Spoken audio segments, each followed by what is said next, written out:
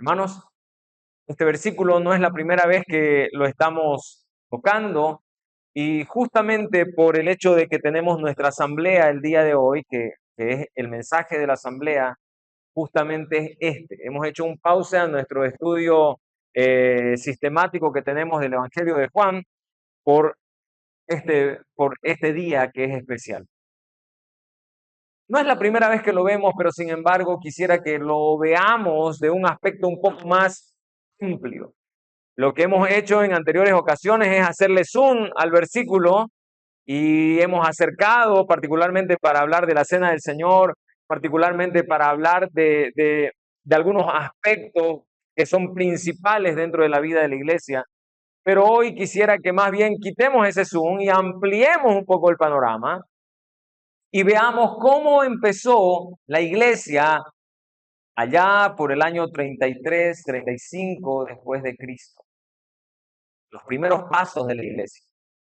Nosotros entendemos, después entrando a este capítulo, que Lucas registra. Acuérdense, hermano, que Lucas es el autor de la carta a los Hechos. Lucas lo que hace es registrar. Él, como buen historiador, él como un doctor profesional y muy serio en su trabajo y aparte inspirado por el Espíritu Santo, él registra los hechos del Espíritu Santo desde los inicios de la iglesia hasta que termina el libro. Continúa, obviamente, la obra del Espíritu Santo. Nosotros somos esa obra del Espíritu Santo. Somos fruto de esa obra del Espíritu Santo. Entonces, ¿cómo vivía la iglesia primitiva? ¿Cómo usted cree que empezó? ¿Será que ellos se reunían como nosotros en lugares específicos? ¿Será que ellos tenían en su liturgia un tiempo de alabanza, un tiempo de predicación, un tiempo de saludarse? ¿Cómo vivía la iglesia? ¿Cuál era la vida natural de la iglesia primitiva, de la iglesia que estaba naciendo? Y nosotros tenemos un panorama, no minucioso, pero unos rasgos generales que a mí me encantan.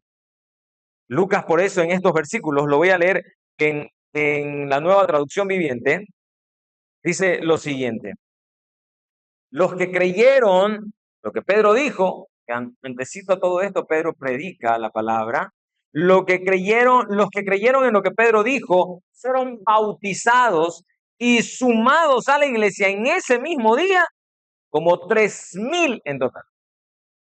3,000 personas fueron bautizadas ese día. ¿Se da cuenta? La mojazón que hubo, y no fue con ramas ni nada de eso, fueron sumergidos toditos. Y algo que nos llama la atención en este pasaje es esto: después de haber escuchado la palabra, los que recibieron la palabra. Entonces aquí hay algo muy importante que destacar. La misma palabra nos dice que no existe otro mecanismo, no hay otra manera que las personas conozcan a Dios. Solamente ¿cómo? Por la predicación del Evangelio. Aquí no se trata de que nosotros digamos, las personas tienen que leer lo que nosotros somos. Está bien, acompaña eso. Las personas tienen que ver nuestro testimonio. Está bien, correcto. Es correcto que las personas tienen que mirarnos y ver a un creyente, a un cristiano, a alguien que no estafa, alguien que no miente, alguien que anda correctamente, alguien que busca siempre el bien del otro antes que el suyo propio, alguien que jura y cuando jura, aunque sea en daño suyo, continúa, alguien que da la otra mejilla, alguien que no es renegón, no es pendenciero, alguien que vive el Evangelio. Está bien, estoy de acuerdo. La palabra misma lo dice. Pero ¿saben qué, hermanos queridos? Un buen creyente que vive el Evangelio no puede no predicar, no puede no anunciarlo en su trabajo y en su casa y por donde usted esté. Usted tiene que estar predicando el Evangelio. Y no solamente con sus hechos, sino también con sus palabras. ¿Se da cuenta? ¿Por qué? ¿Por qué tiene que ser así? Yo conozco casos de hermanos que estuvieron toda una vida en una empresa, 20, le hablo más de 20 años. Y simplemente cuando se jubiló, cuando festejó sus 60 años y hizo un cumpleaños, ahí se enteraron sus colegas que él era cristiano y que iba a una iglesia. Después de más de 20 años de ser colega, un buen tipo, todo el mundo pasó, digamos, y le dio las felicitaciones, un gran hombre, siempre ayuda. Pero cuando tocó la hora del mensaje y lo felicité como hermano y dimos el mensaje del evangelio, muchos dijeron, "Ah, había sido cristiano". Ah, con razón, dijeron, no, pero 20 años. Y nunca les predicó, nunca los invitó a la iglesia. Era un buen hombre, un buen tipo. Pero lo iban a recordar así, como un buen hombre, como un buen tipo, y listo, se acabó. Porque el testimonio solito no cambia vidas. Lo que cambia vidas es la palabra de Dios. Lo que cambia los corazones es la palabra de Dios.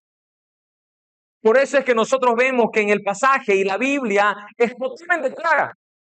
Yo les aseguro que cualquiera de nuestros niños, si nosotros le leemos este versículo, lo van a entender clarísimo. Los que recibieron la palabra, estos que escucharon el mensaje, estos que fueron quebrantados por el mensaje, no porque Pedro era la tuti, no porque Pedro era mi ancha, el predicador estrella del momento, no, es porque el Espíritu Santo, por medio de la exposición de su palabra, cambió los corazones. Aquellos que recibieron el Evangelio, aquellos que escucharon de manera clara el Evangelio, esas personas que recibieron la palabra, creyeron y fueron bautizados.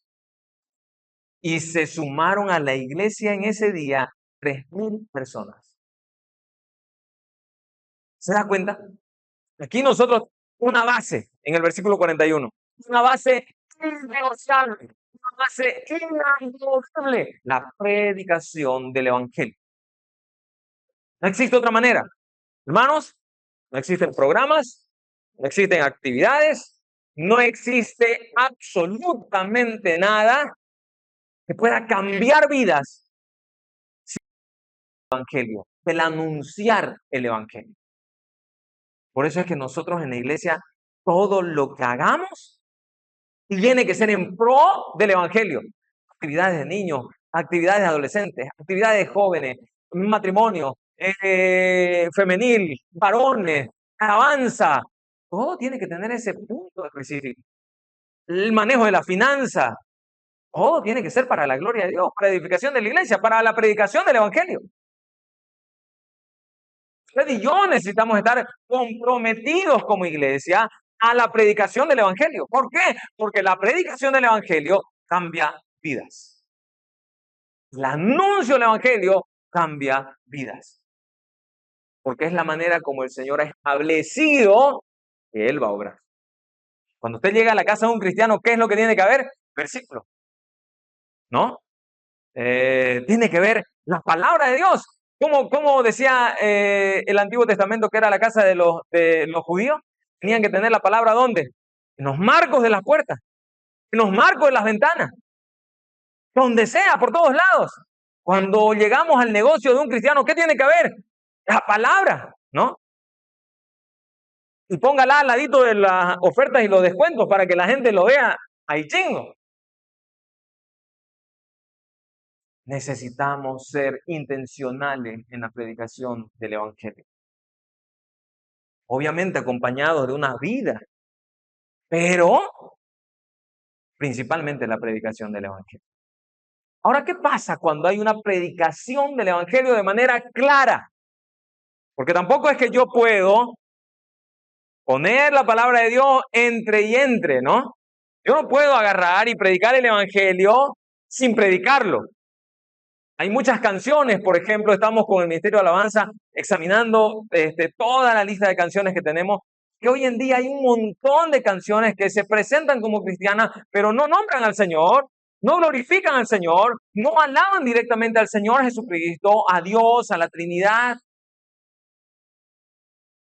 Incluso hay canciones de algunos cantantes cristianos que se dedican en radios seculares para su corteja, para su pareja. ¿Por qué? Porque no hay algo claro. La predicación del evangelio tiene que ser clara. Y tiene que ser puntual. Yo no puedo hablar de otra cosa. Yo tengo que hablar de Cristo y solo de Cristo. Versículo 42. ¿Qué pasa con la vida de estos creyentes?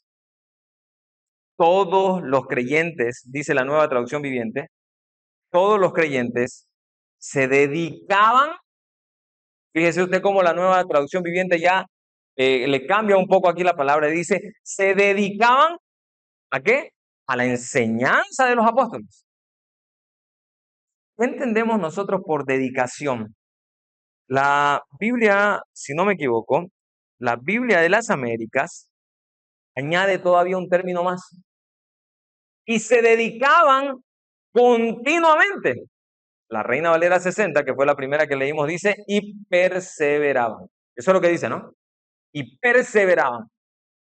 Unánimes, unidos. La Biblia de las Américas dice, y se dedicaban continuamente a la enseñanza de los apóstoles.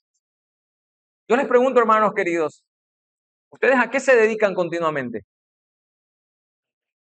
Nosotros, ya. ¿Qué nos dedicamos continuamente? En el tiempo que usted tiene libre, que tiene free, que no está trabajando, que no está haciendo otras cosas, ¿qué hace? Porque eso es lo que, bueno, ahora, ¿no? Estamos con esa perse. Pero ¿qué es lo que hace justamente el hecho de dedicarme continuamente? Porque no es que aquí Lucas está diciendo que ellos no hacían otra cosa que no sea dedicarse a las enseñanzas. No, ellos trabajaban. Seguramente que ellos tenían tiempo de comer, seguro que ellos tenían tiempo de hacer compras, de trabajar, de limpiar la casa. Seguramente que ellos tenían tiempos familiares de compartir, pero en todo ese tiempo ellos estaban con la mente y el corazón dedicados a estudiar la palabra, a la enseñanza de los apóstoles. Y fíjese usted cómo aquí es claro Lucas y dice, ellos se dedicaban continuamente a la enseñanza de los apóstoles. Aquello que se estaba escribiendo, aquello que el Señor estaba ya empezando a levantar. El primer libro que nosotros conocemos en el Nuevo Testamento es Santiago. El pastor de la iglesia de Jerusalén escribe un libro justamente con un evangelio muy denso, con un evangelio muy práctico. La fe sin obras es muerte, ¿no? No seamos oidores olvidadizos, sino hacedores de la palabra. No vengamos simplemente a calentar los asientos, sino seamos parte orgánica y activa de la iglesia. Nunca existió una iglesia donde simplemente, o por lo menos en estos inicios, donde la vida natural del creyente sea simplemente asistir. Debemos ser de una o de otra manera activos en la iglesia. Cuando nosotros vemos en Hebreos, en el capítulo 10, no dejando de congregarnos como algunos tienen por costumbre. ¿Qué significa esa palabra congregarnos? Quiero decir algo. Y discúlpeme si es que usted está identificado, pero hay muchas personas que pueden venir todos los domingos a la iglesia, pero no se congregan. ¿Por qué? Porque el congregarme es justamente ser orgánico. ¿Qué pasaría si es que me corto este dedo y queda solamente colgando una puntita? Van a disculpar que sea gráfico. Y de repente, y estoy en el campo. Y allá uno que fue, qué sé yo, ¿cómo se llama el soldado que sale, el que es entrenado para, ya un soldado de esos que costura nomás, listo, un paramédico, ¿no? Entonces, él agarra y me dice, me desinfecta y todo, y ya me lo costura y me lo prende. Pero ahí yo le digo a mi mano que se mueva y ese no reacciona. ¿Se da cuenta? No reacciona ese dedo. Está ahí solamente porque lo salvó. Pero listo. Ya que me hagan una cirugía y es todo un show, ¿no es cierto? Así es. Porque no se congrega como ese dedo Tío, no se mueve. Está ahí, pero no está. No responde a lo que mi cerebro le dice. El congregarme es que yo estoy funcionando. Está bien, hay tiempos, hay momentos donde yo no puedo porque el trabajo, porque la familia, porque las circunstancias, está bien, pero yo quiero estar en las oraciones, yo quiero estar estudiando la palabra, yo quiero estar predicando el evangelio desde donde estoy. No significa que usted tiene que venir lunes, martes, miércoles, jueves, viernes, sábado y domingo y tiene que estar haciendo 1000 cosas acá. Es donde usted está, pero entendiendo que somos uno, entendiendo que el cuerpo de Cristo es uno y que estamos totalmente unidos en nuestros ligamentos. Que mi hermano Raúl piensa lo mismo que pienso yo. Y lo que pienso yo lo piensa Alfredo, lo piensa Joel, y Oliver y Gabriel y cada uno de nosotros, nuestro hermano Patricio allá, toditos, siendo de un mismo sentir, teniendo un mismo propósito. Esa es la iglesia. Se dedicaban continuamente estos hermanos que habían nacido a un tiempo nuevo, a un tiempo del cumplimiento de las escrituras, aquellos que habían escuchado el evangelio y que Dios cambió sus corazones y que eran creyentes, eran miembros de la iglesia. ¿Y cómo se notaba? Que se dedicaban al estudio de la palabra. Número 1. ¿Qué dice el siguiente pasaje? Va el mismo pasaje, el siguiente punto. Se dedicaban continuamente a la enseñanza de los apóstoles, a la comunión. ¿Saben, hermanos? Hace ya más de un mes, en los boletines, y se anuncia desde acá, hermanos queridos, desde junio, despuesito del aniversario. Hermanos queridos, si alguno quiere abrir su casa y quiere tener un culto familiar o quiere empezar un hogar de adoración, que ese es el título que le hemos puesto a este nuevo tiempo, por favor, anótese, díganos. Solamente hay 2 hermanos que han pedido ese tiempo, que lo han pedido, ¿no? El hermano Raúl es uno de ellos. Entonces, ¿qué hacemos nosotros como iglesia? Está bien, tiene que ordenarse, ¿no? Tiene que ordenarse usted y tiene que decir, bueno, planificarse y decir, tal día quiero venir. El hermano Ronald es otro. Entonces, ya hay un tiempo, ya hay una predisposición, pero eso tiene que ser de todos. Tenemos junio, tenemos julio, y les cuento algo. Tenemos hasta fin de año, hasta octubre o noviembre. ¿Está bien? A fin de año tenemos nosotros que tener o iniciar nuestro tiempo de oración en casa.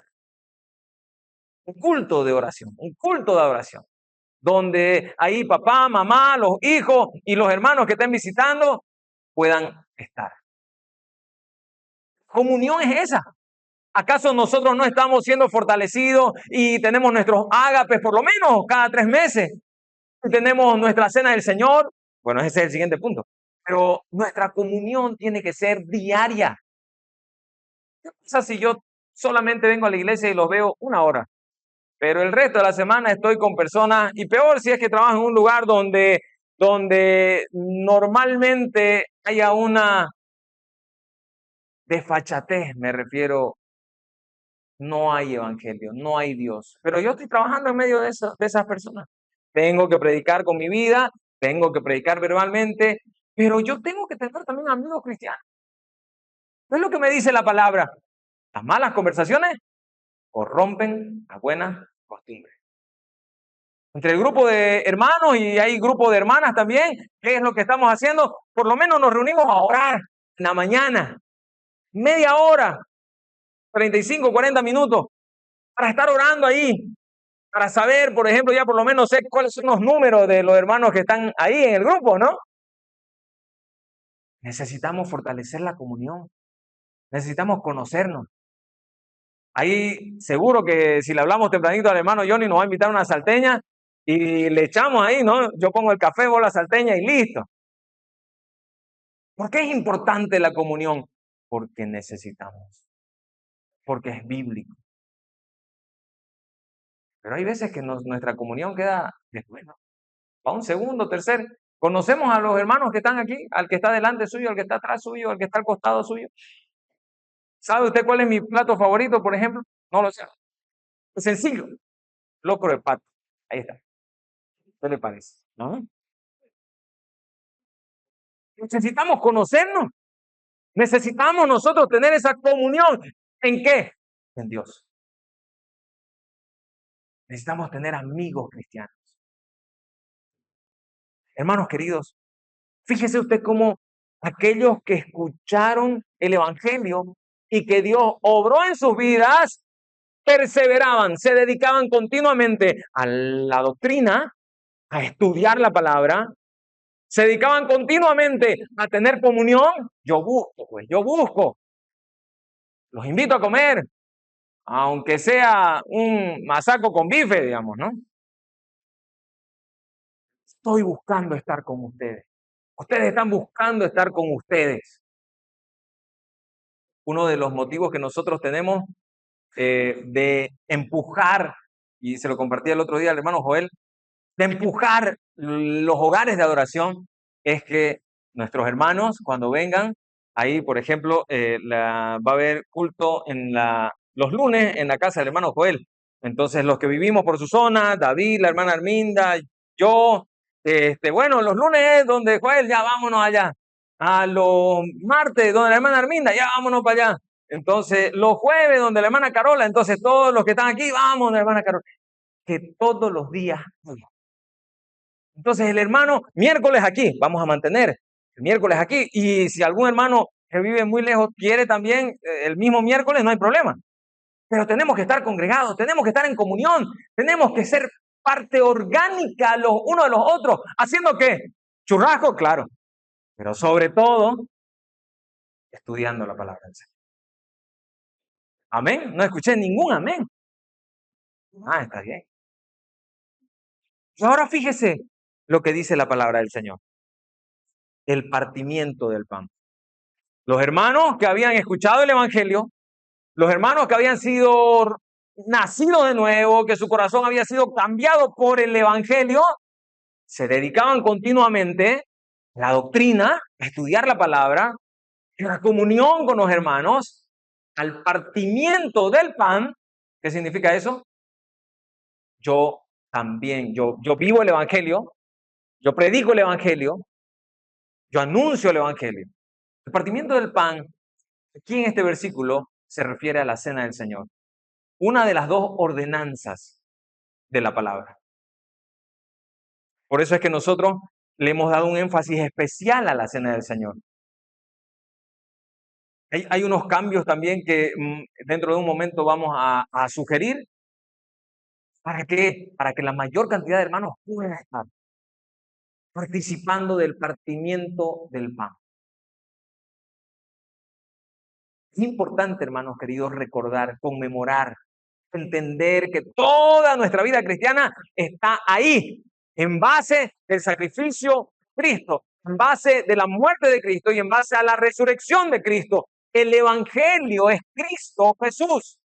Nosotros vivimos el Evangelio, nosotros cantamos el Evangelio, nosotros predicamos el Evangelio, nosotros vemos el Evangelio en las ordenanzas. Y hay un último punto, que es y la oración. Fíjese usted que aquí no dice la palabra que la oración era algo esporádico, eventual en la iglesia, sino que la iglesia era una iglesia de oración. ¿Qué pasó con Pedro? Lo agarraron preso y ¿qué empezaron a hacer los hermanos?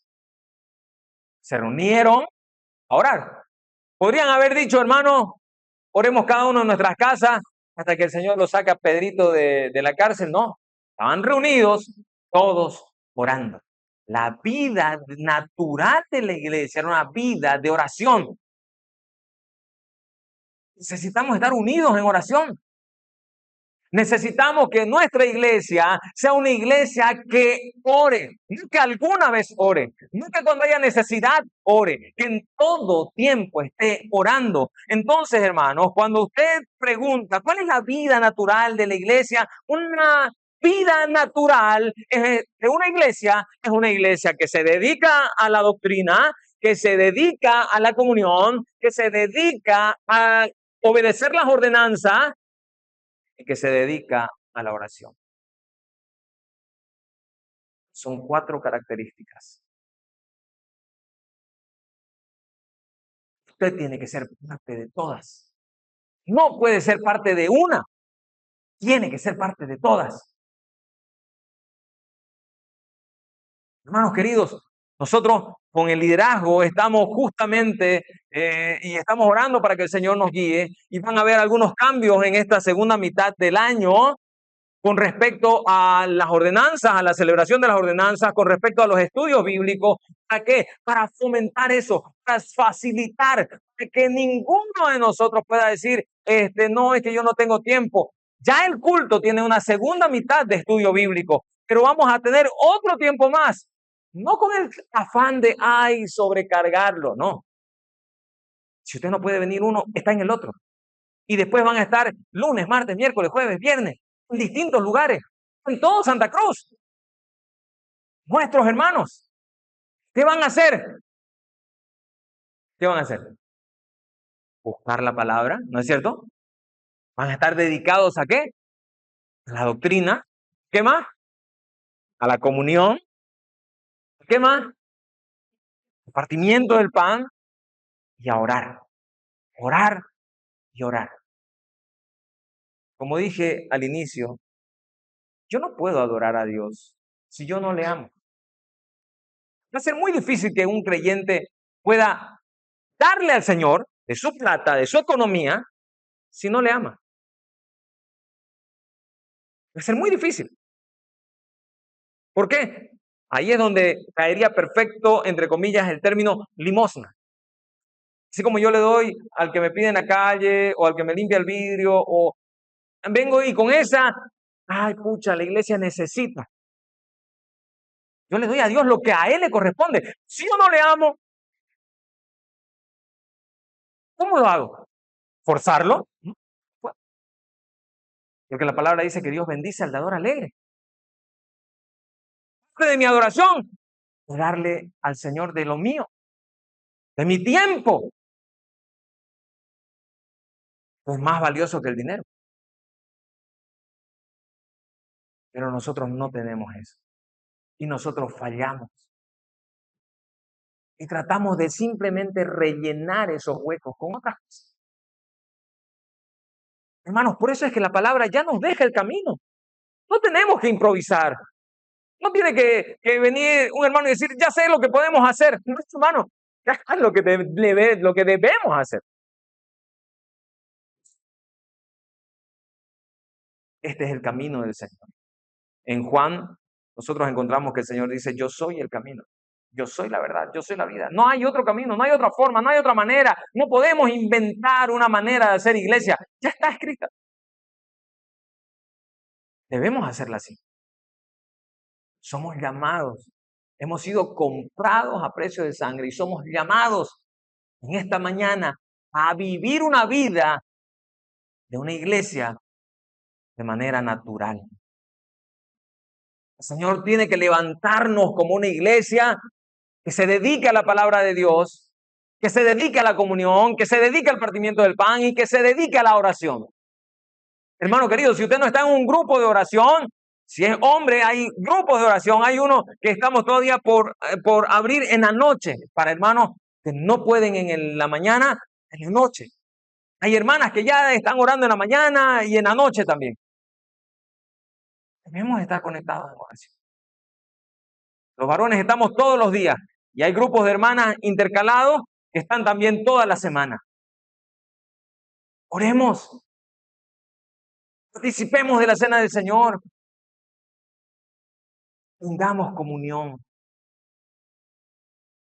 Pero sobre todo, perseveremos en la doctrina. Si no hay doctrina, no hay nada. Si no hay doctrina, no hay nada. Si no conocemos a Dios, no lo podemos amar. Y si no lo amamos, no podemos adorar. Hermano querido, en esta mañana vamos a ponernos de pie y vamos a decirle al Señor que nos guíe en su palabra para su gloria. Que nos guíe a conocerlo, que nos guíe a amarlo, que nos guíe a adorar. Señor, gracias por este tiempo, por tu amor. Gracias por tu palabra, Señor amado. Gracias, Señor amado, porque tú eres el dueño de la iglesia, tú eres la cabeza de la iglesia, tú eres el pastor de la iglesia. Tú eres, Señor amado, el que la dirige. Te pedimos, Padre, puedas tomarnos de la mano hoy y puedas edificarnos. Queremos vivir una vida natural. Queremos ser una iglesia que tenga una vida natural. Y esa vida natural son creyentes que han nacido de nuevo por tu palabra. Son creyentes que han dedicado, Señor amado, su vida a escudriñar tu palabra, a la comunión, al partimiento del pan, a la oración. Señor amado, aquí está tu iglesia. Aquí está, Señor amado, la iglesia, el pueblo que tú compraste con tu sangre. Dirígenos, Señor amado, a vivir. Dirígenos, Señor, a ser orgánicos. Son todos los dones y los talentos que tú nos has dado. Queremos servir. Con todo lo que tú nos has dado, queremos servir intencionalmente. Señor, tú conoces la situación de cada uno de mis hermanos, pero te pido, Señor amado, que en medio de esa situación, tú, Señor amado, puedas mover su corazón y que cada uno de nosotros podamos ser miembros de tu iglesia. Señor, tal vez no son pretextos lo que tenemos, son justificadas todas las razones. Pero te pido que en medio de todas esas razones que apuntan a que yo no puedo estar, tú puedas, Señor. Y tú permitas que yo, en medio del que no tengo tiempo, en medio del que no tengo plata, en medio del que no tengo salud, en medio de todos los que no puedo, Señor, salga, aún puedo, en ti puedo. Yo tengo que vivir la vida que tú quieres que viva en esta iglesia donde tú me has puesto, Señor. Yo tengo que buscarte, yo tengo que amarte, yo tengo que compartir con mis hermanos, yo tengo que darte la gloria a ti, conmemorarte a ti, yo tengo que orar, yo tengo que vivir de manera natural. Gracias por este tiempo. Sigue dirigiéndonos en el resto de esta mañana, Señor. En el nombre de tu Hijo amado, nuestro Señor Jesucristo. Amén. Y amén. Que el Señor los bendiga, mis hermanos. Pueden tomar asiento.